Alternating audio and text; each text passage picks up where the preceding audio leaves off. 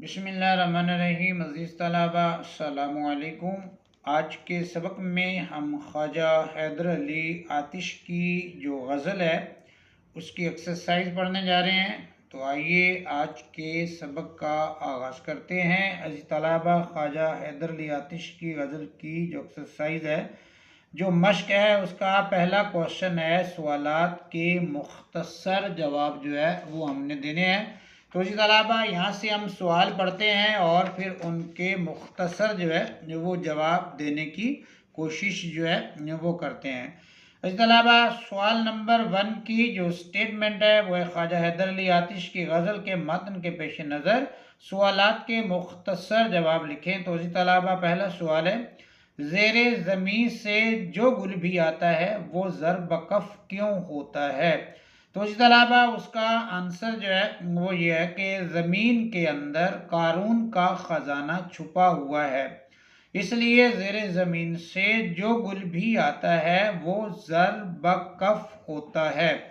इस तलबा उसके बाद हमारा जो दूसरा क्वेश्चन है वो है, अस्पे उम्र महमेज और ताजियाने के बगैर ही क्यों उड़ा जाता है?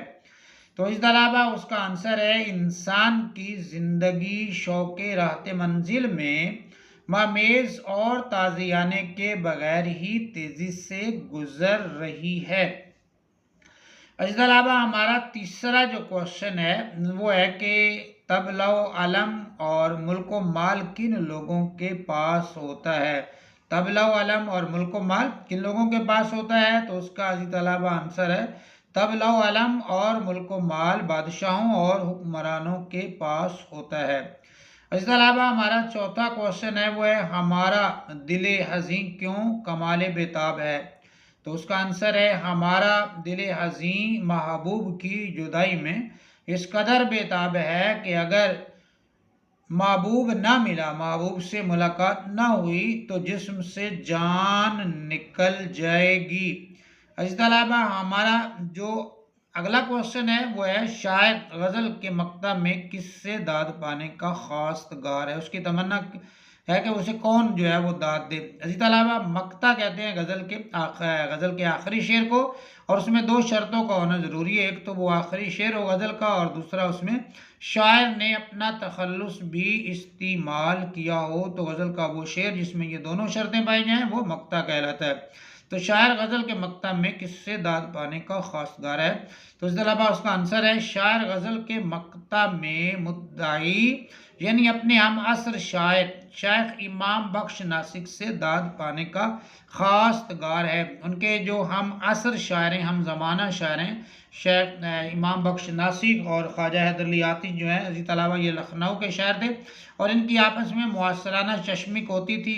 मतलब क्या कह सके, अदबी मार्के अदबी लड़ाइयाँ जो है वो होती थी, तो एक दूसरे के मुखालिफ थे। तो ख्वाजा हैदर अली आतिश अपने हम असर शायर शेख इमाम बख्श नासिक से दाद पाने के खास गार हैं। इसके अलावा अब हम बढ़ते हैं अपने एक्सरसाइज का जो हमारा दूसरा क्वेश्चन है अजीज तलबा, वो है हमारा, गज़ल के मतन को मद्देनज़र रखकर कालम अलीफ में दिए गए अल्फाज को कालम बे के मुतलका अल्फाज के साथ मिलाएंगे। तो इसी तलबा ये हम लफ्ज़ों को जो है वो मिलाएंगे। तो पहला लफ्ज़ यहाँ पर खल्क़े खुदा है, दूसरा गुल है, तीसरा कारूं है, उसके बाद अस्पे उम्र है, पांचवा लफ्ज़ महमेज, छठा जो है मुद्दाई और सातवां जो है वो गज़ल। तो इस अलावा हमने इनकी जो है वो नंबरिंग कर दी है। हम जो है वो इनके जो ऐसे लाइनें भी लगा सकते हैं, जो लफ्ज़ जिसके साथ मैच होता है, जिसके साथ मिलता है, तो उस लफ्ज़ को दूसरे लफ्ज़ की तरफ जो है वो लाइन लगा दें। लेकिन पहले में आप तरतीब से अगर जो है वो नंबरिंग डालें और फिर उन्हीं नंबरों की तरतीब जो है जिस जिस नंबर से जो जौन जौन सा लफ्ज़ आता है तो उसको वो नंबर डाल दें तो भी ये मैच हो जाएंगे। पहला लफ्ज़ है तलबा खल्क़े खुदा। तो खल्क़े खुदा किसके साथ मैच होता है, हम इसको किसके साथ मिलाएंगे? तो ये है गायबाना। तो गायबाना के साथ हम एक लिख देंगे, या लाइन लगानी है तो गायबाना के साथ ऐसे लाइन खींच देंगे। उसके बाद दूसरा हमारा क्वेश्चन है गुल। तो गुल को हमने मैच करना है, तो गुल मैच होगा ज़र बकफ के साथ, तो वहाँ पे हम 2 लिख देंगे, यानी कि 2 हमने लिखा तो वो उसके साथ जो है वो मैच हो गया, लाइन लगानी है तो लगा दें। उसके बाद कारूं है, तीसरा लफ्ज़ हमारे पास कारूं है, तो कारूं जो है वो ख़जाना के साथ मैच होगा गज़ल के हिसाब से, गज़ल के मतन के हिसाब से। उसके बाद इसके अलावा हमारा है चौथा लफ्ज़ अस्पे उम्र। तो अस्पे उम्र जो है वो हम मैच करेंगे राहते मंजिल के साथ, राहते मंजिल के साथ हस्ब उम्र हो जाएगा। और पांचवा मामेश, और मामेश को हम जो मैच करेंगे ताजियाना, वहाँ पे 5 नंबर जो है वो लिख देंगे। इधर वाले नंबरों की तरतीब तो बिल्कुल जो है वो तरतीब के साथ है, इनकी तरतीब जो है वो चेंज हो जाती है। मामेश ताजियाना है, और फिर मुद्दाई को जो हम मिलाएंगे दाद, दाद वो मुद्दाई से चाहता है, तो लाइन खींचनी है, या वहाँ पे 6 नंबर जो है। सातवां हमारा लफ्ज़ है गज़ल, तो गज़ल जो है वो आशिकाना जो लफ्ज़ है उसके साथ जो है वो उसको हम मैच करेंगे। मतलब उसके बाद हमारे पास दर्ज झैल अल्फाज का दुरुस्त तलफ़्फ़ुज़ एराब लगाकर और वाज़ेह करेंगे, यानी कि लफ्ज़ हैं हमारे पास और हमने उनका जो है अजीज तलबा दुरुस्त तलफ़्फ़ुज़ जो है वो लगाना है। तो यहाँ पे मैंने तलफ़्फ़ुज़ जो है वो लफ्ज़ों के ऊपर लगा दिया है, आप इनको जो है वो देख लीजिएगा। और अदरवाइज़ यहाँ पे मैंने अजीज तलबा आसानी के लिए इसमें ये चीज़ जो है वो मज़ीद ऐड भी कर दी है, ये सवाल को लिख दिया है कि सवाल नंबर 3 दर्ज झैल अल्फाज का दुरुस्त तलफ़्फ़ुज़ एराब लगाकर वाज़ेह करें। तो ये लफ्ज़ है तो हम इनका खुद से भी तलफ़्फ़ुज़ जो है वो लगा सकते हैं। पहला लफ्ज़ है खल्क़े खुदा, तो हम जो है वो ऐसे इसके ऊपर ज़बर लगाएंगे, इसके ऊपर जज़्म लगाएंगे, काफ के नीचे ज़ेर लगाएंगे, तरकीब बन जाएगी। और फिर जो है वो खुदा, खे के ऊपर पेश और दाल के ऊपर जो है वो ज़बर लगाएंगे तो बन जाएगी खल्क़े खुदा। हमारा जो है ये एराब लग जाएंगे, हम इसको सही तरह से प्रोनाउंस कर पाएंगे, सही तरह से पढ़ पाएंगे।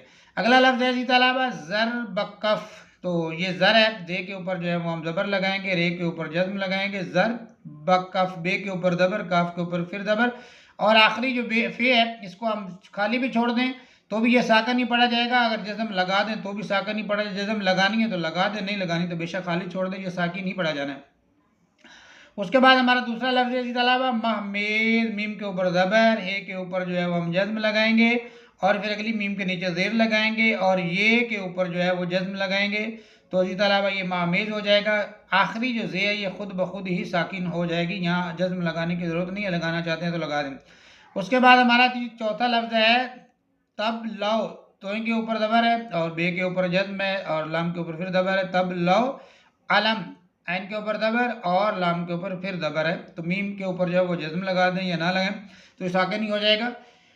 उसके बाद हमारा पांचवा लफ्ज़ है इसी अलावा मुद्दाई, मीम के ऊपर पेश, दाल के ऊपर ज़बर और ऐन के नीचे ज़ेर और ये के नीचे ये को खाली छोड़ दें या जज़्म लगा दें, मुद्दाई जो है इसका तलफ़्फ़ुज़ हो जाएगा। उसके बाद हमारा आखिरी और छठा जो है वो लफ्ज़ जो है रुस्तम, रे के ऊपर पेश है, सिन के ऊपर जज़्म है और ते के ऊपर जो है वो फिर ज़बर है, तो ये लफ्ज़ हो जाएगा अजीज़ तलाबा रुस्तम।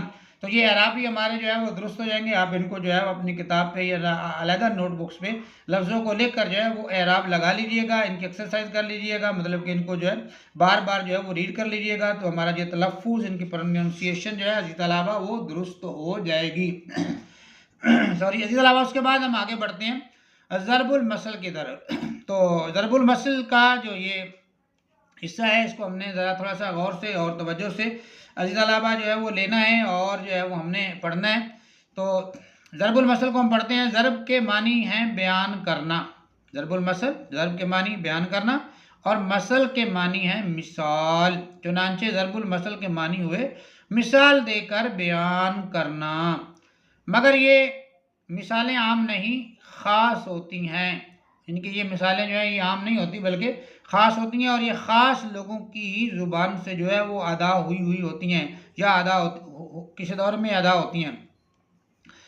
और मसल के चंद लफ्ज़ों में, इनके ज़रबुल मसल के चंद लफ्ज़ों में एक पूरी कहानी, एक पूरे किस्से या वाक़े का हवाला होता है जिसे उस जैसे किसी और मौका पर दोहराया जाता है और वो चंद अल्फाज सुन या पढ़ कर पूरा किस्सा ज़हन में आ जाता है। ज़रबुल मसल को उर्दू में कहावत भी कहते हैं। दुनिया की कोई ज़ुबान ऐसी नहीं और कौमों का कोई दर्जा ऐसा नहीं, यानी कि दुनिया की कोई ज़ुबान भी ज़रबुल मसल से खाली नहीं है और कौमों का कोई तबका भी ज़रबुल मसल से खाली नहीं। उनके यहाँ भी अपने अपने म्यार और कह सकते हैं कि म्यार के मुताबिक जो है या मौके की मुनासिबत से जो ज़रबुल मसल बोली जाती हैं और कौम का कोई दर्जा ऐसा नहीं जिसमें ज़रबुल मसल का रिवाज ना हो। उर्दू ज़ुबान चूँकि कई ज़ुबानों से मिलकर बनी है। अज़ीज़ अहबाब, उर्दू ज़ुबान जो है ये बहुत सी ज़ुबानों का मजमूआ है। इसको हम जो है वो लश्करी ज़ुबान भी जो है वो कहते हैं। बनी इसलिए उर्दू में ज़रबुल मसल का ज़ख़ीरा भी बहुत ज़्यादा है। रोज़मर्रा गुफ्तगू में इस्तेमाल होने वाले चंद ज़रबुल अमसाल ये हैं। चंद एक ज़रबुल अमसाल अजीज़ तलबा उन्होंने यहाँ पर दिए हैं और वो कहते हैं कि पहली ज़रबुल मसल है उल्टे बांस बरेली को, और दूसरी ज़रबुल मसल है बूढ़ी घोड़ी लाल लगाम। पहली उल्टे बांस बरेली को, दूसरी ज़रबुल मसल बूढ़ी घोड़ी लाल लगाम, और तीसरी ज़रबुल मसल चोर की दाढ़ी में तिनका। और उसके बाद चौथी है ज़ुबान खल्क को नक्कारा ए खुदा समझो, और पांचवी है एक एक दो 11, और छठी और आखिरी है एक अनार 100 बीमार।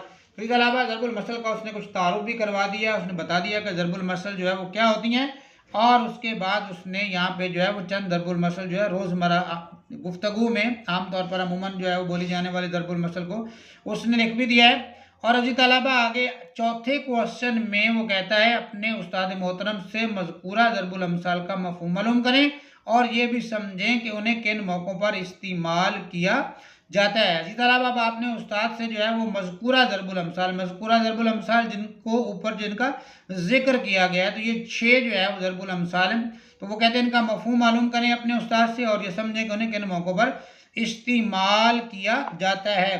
तो यहाँ पर जो है वो आपने इन ज़रबुल मसल का मफ़हूम जो है वो देखना है और फिर मौका महल या उनका इस्तेमाल जो है अजीज़ तलबा आपने देखना है। तो हम इसको जो है इस तरह जो है वो सॉल्व करेंगे। क्वेश्चन की स्टेटमेंट हम पढ़ चुके हैं, दोबारा से इसको एक मरतबा हम कह सकते हैं कि स्टडी पढ़ लेते हैं। अपने उस्ताद मोहतरम से मज़कूरा ज़रबुल अमसाल का मफ़हूम मालूम करें और ये समझें कि इन्हें किन मौक़ों पर इस्तेमाल किया जाता है।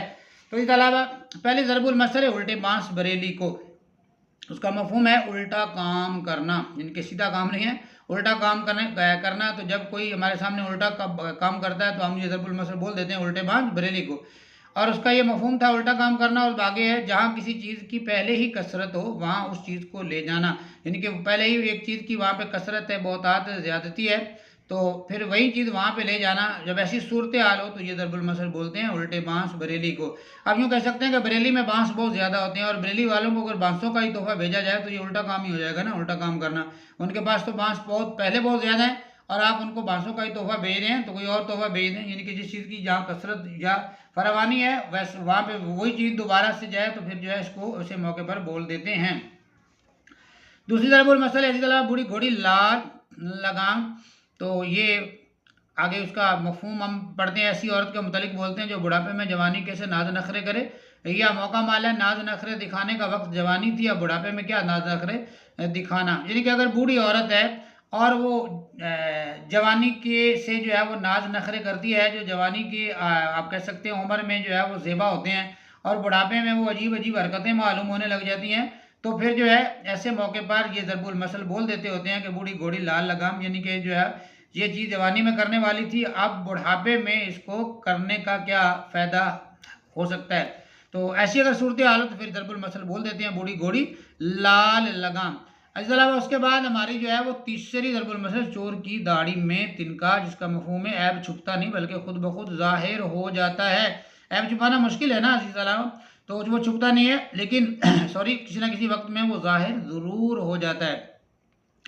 इस अलावा उसका आगे हम मौका मान लें चोर कोई ना कोई ऐसा सबूत छोड़ जाता है जिसकी वजह से वो पकड़ा जाता है। अमूमन ऐसे होता है कि जब चोर चोरी करता है तो वो कोई ऐसा है पारूफ जो कोई सबूत जो है कोई निशानी जो है वो छोड़ जाता है जिससे वो पकड़ा जाता है। अगर ऐसी सूरत हाल हो जाए तो फिर ज़रबुल मसल बोलते हैं चोर की दाढ़ी में तिनका। अजी तलबा यहाँ पर हमारी जो चौथी ज़रबुल मसल है वो है ज़ुबान खल्क को नक्कारा खुदा समझो। खल्क मखलूक कहते हैं, नकारा खुदा खुदा का हुक्म, मतलब कि उसको समझो जो बात मखलूक की ज़ुबान पर आ जाए उसको खुदा का ही हुक्म समझना चाहिए। अब हम उसका मफ़हूम पढ़ते हैं जो बात लोगों की ज़ुबान पर आ जाए वो सच होकर रहती है, यानी जो बात लोगों की ज़ुबान पर है वो अमूमन सच्ची होती है। अब मौका माल मतलब जब बहुत सारे लोगों की राय एक हो तो उसे मान लेना चाहिए। जब बहुत एक मौके पर बहुत सारे लोग जो एक ही राय दें तो वो कहते हैं उसे मान लेना चाहिए क्योंकि वो खुदा ही हुक्म होता है। बहुत सारी राय लोगों की राय जो है वो खुदा ही का हुक्म होता है। ऐसी सूरत हाल पैदा हो जाए इस तलबा तो फिर बोलते हैं ज़ुबान खल्क को नक्कारा खुदा समझो।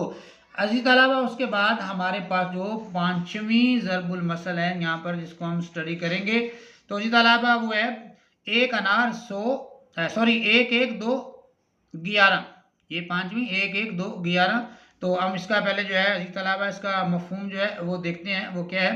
मफहूम है, दो आदमी मिलकर एक की निस्बत ज़्यादा काम कर सकते हैं। यानी कि जब एक काम कर रहा हो तो काम की उस कदर ज़्यादती नहीं होती, उतना काम ज़्यादा नहीं होता, बल्कि दो मिलकर करें तो वो ज़्यादा हो जाता है। तो तन्हा फ़र्द तन्हा ही होता है, तन्हा आदमी तन्हा ही होता है, दो आदमी मिलकर जमात की सूरत इख्तियार कर लेते हैं।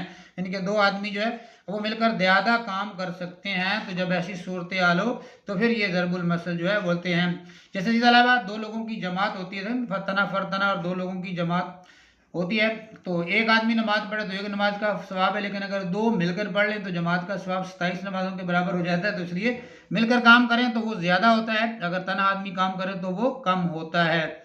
इसके अलावा उसके बाद हमारे पास छठी ज़रबुल मसल, एक अनार 100 बीमार। तो उसका मफहूम है एक चीज़ के जब बहुत से तलबगार हों, ये ज़रबुल मसल बोलते हैं। यानी कि एक चीज़ है और लेने वाले ज़्यादा हैं, तो इस ज़रबुल मसल को जो है वो इस्तेमाल किया जाता है, बोला जाता है। जब चीज़ एक हो और ज़रूरतमंद और तलबगार ज़्यादा हो जाएं, चीज़ एक है और ज़रूरतमंद और तलबगार अजीज़ तलबा ज़्यादा हो गए हैं, तो फिर ऐसी सूरत में ये ज़रबुल मसल अजीज़ तलबा बोलते हैं। अजीज़ तलबा उसके बाद हम बढ़ते हैं आगे, जो है वो हमारा जो गज़ल के शेर की तशरीह के हवाले से पोर्शन है, एक्सरसाइज में हिस्सा है, हम उसकी तरफ बढ़ते हैं। तो आइए बढ़ते हैं गज़ल के शेर की तशरीह करना। गज़ल के शेर की तशरीह जो है इसी तलाब हम कैसे करेंगे, तो वह गज़ल के शेर की तशरीह करना नज़म के शेर की तशरीह से मुख्तलिफ होता है। नज़म के तमाम शेर मिलकर एक मफहूम देते हैं, जबकि गज़ल का हर शेर एक अलहदा इकाई की हैसियत रखता है, वो अलहदा मफहूम रखता है, उसकी अपनी हैसियत होती है और हर शेर का मफहूम जुदागाना होता है, मुख्तलिफ होता है। चुनांचे गज़ल के शेर की तशरीह करते वक्त दर्ज झैल बातों का ख्याल रखना ज़रूरी है। यानी कि जब भी गज़ल की शेर की हम तशरीह करें तो ये नीचे जो उन्होंने बातें लिख दी हैं ना, वो कहते हैं कि इनको जो है जो वो सामने रखना जो है वो ज़रूरी है। ये उसूल और कवानीन जो है इनको जो है वो आप तसव्वुर कर लें।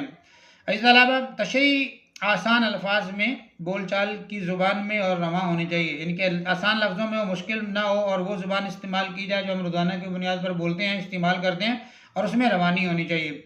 शायर ने शेर में अगर कोई तशबीह या इस्तियारा, किनाया तलमी या कोई सनत लफ्ज़ी या मानवी इस्तेमाल की है तो उसकी वजाहत होनी चाहिए। यानी कि अगर शायर ने जो है वो इल्म बयान या इल्म बदी का इशारा इस्तेमाल किया है, इल्म तशबीह, इस्तियारा, किनाया तलमी इल्म बयान में आती है। यानी कि आप यूँ इसको समझ लें कि शायर ने अगर मिसाल देकर किसी चीज़ को बयान किया है तो ये इल्म बयान में जो है वो हो जाएगा। तशबीह, इस्तियारा, किनाया तलमी या सनत लफ्ज़ी या मानवी इस्तेमाल की तो उसकी वजाहत होनी चाहिए। यानी कि शेर के अंदर अगर ये चीज़ें पाई जाती हैं तो इन चीज़ों की भी वजाहत ज़रूरी है। तो ये एक एक शेर जब हम पढ़ते हैं तो फिर असातिज़ा से जो इन चीज़ों को जो है वो डिस्कस कर लिया करते हैं, इसमें कोई तशबीह, इस्तियारा, तलमी, किनाया या कोई और सनत तो शेर के अंदर इस्तेमाल नहीं हुई।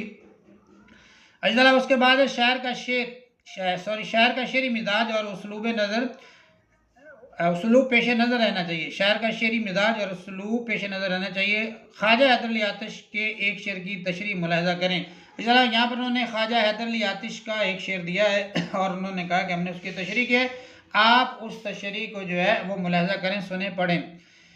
अगला शेर है, ज़ेरे ज़मीन से आता है जो गुल सुज़र बकफ़, ज़ेरे ज़मीन से आता है जो गुल सुज़र बकफ़, कारून रास्ते में लुटाया ख़जाना क्या। अजला मफहूम है, ज़मीन में से जो फूल भी उगता है, मफहूम ज़मीन में से जो फूल भी उगता है वो लाजमन ज़रे गुल लिए होता है, कहीं उसकी वजह कारून का ख़जाना तो नहीं है। इनके शायर ये तसव्वुर करता है। तशरीह है, ज़ेरे तशरीह शेर के पस मंज़र में गंजे कारून, यानी कारून का ख़जाना, गंज ख़जाने को कहते हैं, गंजे कारून या कारून का ख़जाना एक मारूफ तलमी है, एक वाक़े की तरफ इशारा किया गया। रिवायत है कि हज़रत मूसा के ज़माने में एक इंतहाई मालदार मगर बखील शख्स, कंजूस शख्स था। हज़रत मूसा ने उसे कहा कि तुम ज़कात दो, मगर उसने इनकार कर दिया। तो वो अल्लाह के अज़ाब का शिकार होकर अपने ख़जानों समेत ज़मीन में धंस गया। इनके उसने इनकार किया और फिर वो अपने ख़जानों समेत ही जो है वो ज़मीन के अंदर जो है अजीज़ तलबा और वो धंस गया। शायर तातिश ने इस तलमी में ये नतीजा अखज़ किया है कि कारून के सोने के ख़जाने ने ज़ेरे ज़मीन जाकर भी चैन नहीं लिया और वो ज़रे गुल की सूरत में ज़मीन से बाहर आ रहा है। यानी कि उस ख़जाने को नीचे भी जाके आराम मुयस्सर नहीं हुआ और वो फूलों के जरदानों की सूरत में ज़मीन से बाहर आता हुआ, ज़मीन से बाहर निकलता हुआ दिखाई दे रहा है। और हर फूल अपनी हथेली पर जरे गुल यानी वो फूल जरदाने पकड़े हुए ज़मीन से बाहर निकलता है। हर फूल अपनी हथेली में जरे गुल जरदाने पकड़े हुए ज़मीन से बाहर निकलता है। इस अनोखे ख्याल को मिर्ज़ा गालिब ने यूं बयान किया है, मिर्ज़ा गालिब ने कुछ यूं बयान किया है। सब कहाँ कुछ लाला ओ गुल में नुमायां हो गई, सब कहाँ कुछ लाला ओ गुल में नुमायां हो गई, खाक में क्या सूरतें होंगी कि पिन्हा हो गई। इसके अलावा ये शेर उन्होंने तशरीह में लिखा है। तो ये शेर है ख्वाजा मिर्ज़ा असदुल्ला खान गालिब का। तो इसका मफहूम जो है वो बयान करते हैं। वो कहते हैं शायर के कहने का मफहूम ये है कि कुछ बड़े ही हसीनो जमील लोग जो ज़ेरे ज़मीन चले गए, मगर वहाँ भी उनके हुस्न ने चैन नहीं लिया और उनका हुस्न लाला गुल की सूरत में ज़मीन से बाहर आ रहा है। जैसे ख्वाजा हैदर अली आतिश का शेर है ना, ज़ेरे ज़मीन से आता है जो गुल सुज़र्ब कफ, कारून ने रास्ते में लुटाया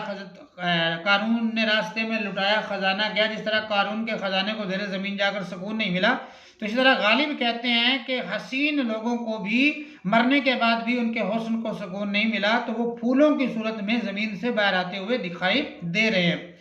इसी तरह आतिश के कहने का मफहूम ये है। अब आतिश के शेर की तरफ वो बढ़ गए हैं। वो कहते हैं आतिश के कहने का मफहूम ये है कि हर फूल ज़रे गुल लिए होता है, तो उसकी वजह कारून का सोने का ख़जाना है। इस सूरत हाल को शेरी इस्तिलाह में सनत हुस्न तालील कहा जाता है। उसने तालील अजी तलबा वो होती है कि किसी चीज़ की ऐसी इल्लत बयान करना, वजह बयान करना जो हकीकत में उसकी असल वजह ना हो। तो ऐसी अगर इल्लत बयान की जाए तो ऐसी इल्लत को सनत तालील के नाम से पुकारा जाता है। यानी शायर ने ज़मीन से अपनी हथेली पर ज़रे गुल लिए फूलों के उगने की जो वजह बयान की है वो असल वजह नहीं, मगर शायर ने क्या खूबसूरत बयान की है। शायर ने जिसको खूबसूरती के साथ बयान जरूर किया, लेकिन असल वजह तो ये नहीं है जिस पर यकीन करने को जी चाहता है। इसके अलावा उसके बाद हमारा जो है 5वां क्वेश्चन है। ये चौथा क्वेश्चन जो था उसकी जो तशरीह है, ये जो पीछे आतिश के शेर की तशरीह जो है वो हमने वजाहत के साथ बढ़ ली है। इसमें वहाम हो तो आप कमेंट्स में ज़रूर पूछ लीजिएगा। 5वां क्वेश्चन है गज़ल के अशार की तशरीह के लिए दी गई हिदायत और नमूने की तशरीह की रोशनी में दर्ज झैल शेरों की तशरीह करें। इस तरह ये 2 शेर उसने हमारी गज़ल से दिए हैं, ख्वाजा हैदर अली आतिश की गज़ल से, और वो कहता है कि आपने इनकी तशरीह करनी है तो आप इनको लिख कर जो है नोटबुक पर इनकी तशरीह कीजिएगा, एक्सरसाइज ज़रूर कीजिएगा, मशक ज़रूर कीजिएगा। इबहाम हो, मुश्किल हो तो मेरे से दरियाफ्त ज़रूर कर लीजिएगा। शेर में पढ़ देता हूँ। यहाँ कुछ उसमें तो थोड़ा सा जो है वो लफ्ज़ शार्ट है, एक लफ्ज़ शार्ट है शेर में। उड़ता है शौक़ राहत मंदिल से हस्ते उम्र, मामेज़ कहते हैं किसी और ताज़ियाना क्या, तब लव आलम ही पास है अपने न मुल्क माल। यहाँ ही जो है वो शार्ट लिखने में रह गया है। तब लव आलम ही पास है अपने न मुल्क माल, हमसे खिलाफ होके करेगा ज़माना क्या। इसके अलावा ये था हमारा जो है वो आज का सबक। ख्वाजा हैदर अली आतिश की जो है वो गज़ल की एक्सरसाइज, मुकम्मल एक्सरसाइज हमने पढ़ ली है। आगे सर गर्मियाँ हैं तो आगे बड़ा खूबसूरत शेर है, जिसकी वजह से मुझे जो है ये 2-3 लाइनें भी पढ़नी पड़ रही हैं आपको जो है उस शेर की तरफ राग़िब करने के लिए।